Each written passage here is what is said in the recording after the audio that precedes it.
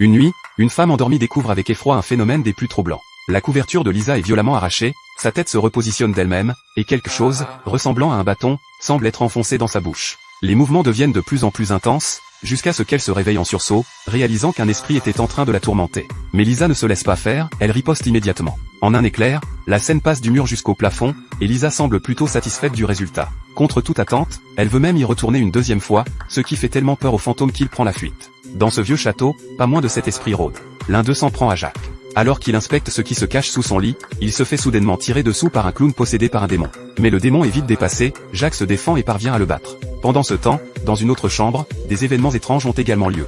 Des plantes se mettent à pousser à une vitesse folle, et John, pris au piège, se retrouve complètement enveloppé. Les lianes l'étirent et l'enroulent jusqu'à le transformer en une longue tige. Heureusement, le petit malin du groupe parvient à négocier sa libération, contre quelques paquets de chips. Le lendemain, tout le monde comprend que le château est véritablement hanté. Ils en veulent terriblement au professeur qui les a entraînés ici. En le suivant discrètement, l'un d'eux découvre que le professeur et son assistant utilisent en réalité le groupe comme cobaye pour une expérience sur les esprits. Mais avant qu'ils puissent aller plus loin, le professeur se fait tuer par un fantôme.